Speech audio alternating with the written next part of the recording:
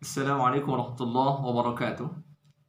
Alhamdulillah rabbil alamin wassalatu wassalamu ala asyrafil anbiya'i wal mursalin wa ala alihi wa sahbihi ajma'in. Asyhadu an la ilaha illallah wahdahu la syarikalah wa asyhadu anna Muhammadan 'abduhu wa rasuluhu la nabiyya ba'dah. Kaum muslimin, kaum muslimat yang dimuliakan oleh Allah Subhanahu wa taala, pada kesempatan ini saya ingin mengajak kita sejenak merenung tentang betapa beratnya posisi ulama di tengah-tengah musibah wabah COVID-19 ini, virus corona ini, khususnya dalam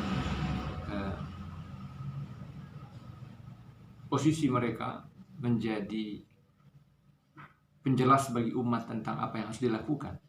Ketika para ulama mengeluarkan fatwa dan kemudian ternyata di tengah-tengah masyarakat tidak sedikit orang yang mencela, yang mencaci, yang bahkan melakukan hal-hal yang jauh dari kepantasan begitu ya. Di dalam Islam kita menyadari bahwa Allah Subhanahu wa taala memberikan tempat yang sangat mulia kepada para ulama, sehingga dalam Al-Qur'an misalnya dalam surah Fatir surat yang ke-35 ayat 28 Allah Subhanahu wa taala berfirman, "Innama yakhsyallaha min ibadihi al-ulama." Sungguhnya orang-orang yang betul-betul takut kepada Allah itu adalah al-ulama, orang-orang yang alim, orang-orang yang memiliki ilmu yang sangat mendalam. Nah, dan posisi ulama dalam hadis juga kita baca dalam hadis sahih yang diriwayatkan dari Imam Abu Dawud, diriwayatkan Rasulullah SAW bersabda, al-ulama warathatul anbiya. Ulama itu adalah para pewaris Nabi. Mereka adalah orang-orang yang kemudian melanjutkan perjuangan risalah Nabi. Mereka adalah orang-orang yang melanjutkan fungsi-fungsi yang ketika Rasulullah hidup itulah yang dilakukan Rasulullah, mengajarkan Al-Quran, menjelaskan makna Quran, menyampaikan hadis-hadis, menjawab pertanyaan-pertanyaan tentang hukum, tentang halal, tentang haram, tentang masalah-masalah kehidupan dan lain sebagainya. Ulama lah yang melanjutkan perjuangan itu.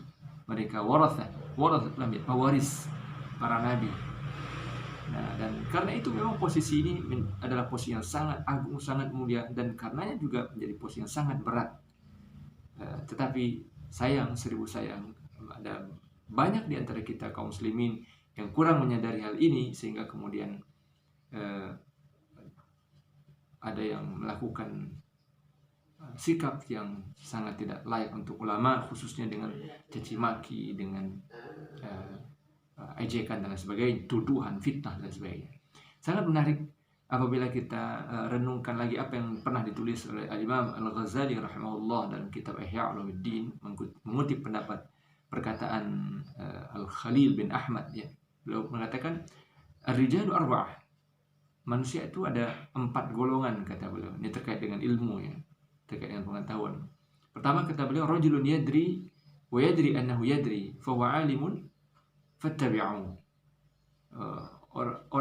Seseorang yang yadri, dia berilmu, dia memiliki pengetahuan, wa yadri annahu yadri, dan dia tahu bahwa dia memiliki ilmu. Maka kata Imam Al-Ghazali, fa innahu 'alimun, orang itu adalah orang alim, dia adalah ulama, fattabi'uhu, maka ikutilah orang itu. Yang kedua, rajulun yadri wa la yadri annahu yadri fa innahu na'imun fa'iqizuhu.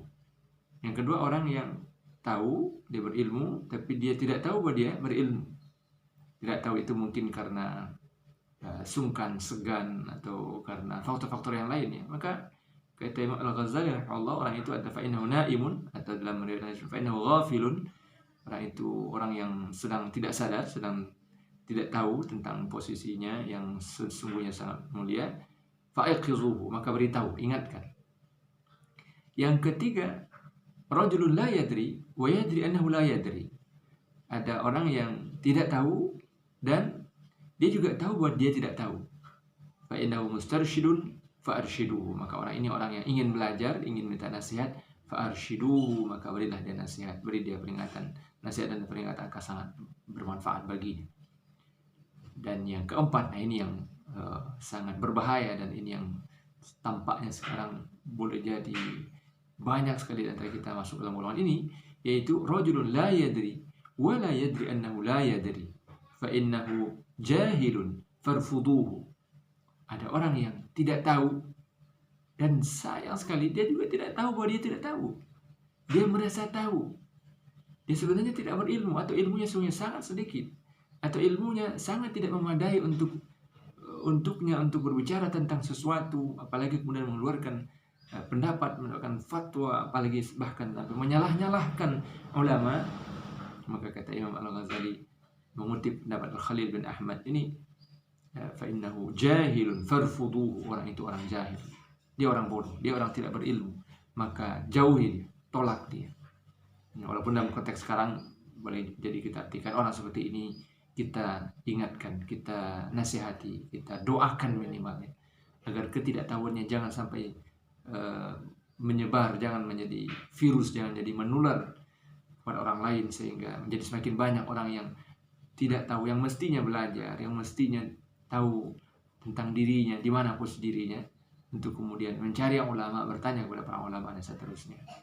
Maka kaum muslimin yang dimuliakan oleh Allah Subhanahu wa taala, sangat bagus apabila kita bisa mengukur diri kita terhadap 4 golongan ini, 4 golongan manusia terhadap ilmu ini, di mana posisi kita hari ini. Dan saya meyakini bahwa sebagian besar dari antara kita kaum muslimin ada di golongan yang la nadri, nahnu la nadri, kita belum memiliki ilmu yang memadai. Karena itu apa? Tugas kita apa? Allah ingatkan, Allah perintahkan Al-Quran, fas'alu ahla dzikri in kuntum la ta'lamun. Bertanyalah kepada para ulama kalau kamu belum tahu. Tugas kita belajar, tugas kita bertanya kepada para ulama, mendengarkan fatwa-fatwa mereka, lalu kemudian mengikuti fatwa-fatwa itu. Sangat tidak layak apabila kita yang tidak memiliki ilmu ini, jauh dari ilmu yang memadai ini, lalu justru kemudian malah menghina ulama, menuduh ulama, menebarkan fitnah terhadap para ulama, mengatakan mereka tidak memiliki iman yang kuat, takut pada manusia, takut pada virus, di mana akidah itu dan sebagainya. Kata-kata ini mudah-mudahan bisa kita buang jauh-jauh dari lisan kita, yang pasti akan kita bertanggungjawabkan kepada Allah Subhanahu wa taala. Dan mudah-mudahan kemudian kita juga bisa berjuang, berikhtiar, sehingga sampai pada posisi al-ulama, orang-orang yang memang alim, terus berjuang karena memang Allah wajibkan kita untuk terus belajar. Rasulullah tegaskan dalam hadis, talabul ilmi fardhatun ala kulli muslim, mencari ilmu itu wajib atas setiap muslim.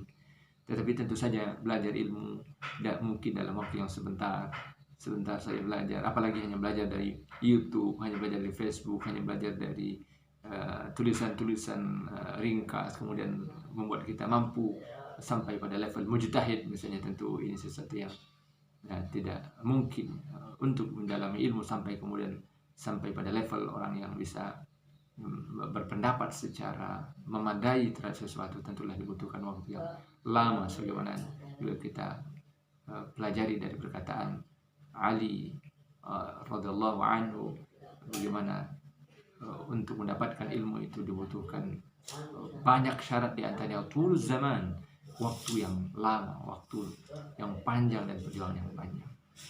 Satu hal yang tentu menjadi juga sangat penting bagi kita, sebagaimana firman Allah surah Fatir ayat 28 tadi, kita berjuang untuk mudah-mudahan bisa minimal mendekati level ulama, adalah karena kita ingin menjadi termasuk dalam golongan orang-orang yang Allah sebut sebagai yakhshallah, innama yakhshallah min ibadil ulama, orang-orang yang takut kepada Allah.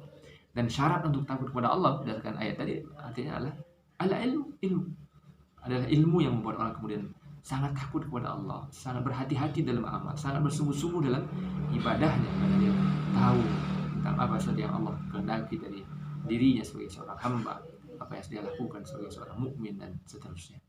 Wallahu a'lam bis-shawab, wa astaghfirullahal azim. Subhanakallahumma wa bihamdika, asyhadu an la ilaha illa anta, astaghfiruka wa atubu ilaik. Wassalamu alaikum warahmatullahi wabarakatuh.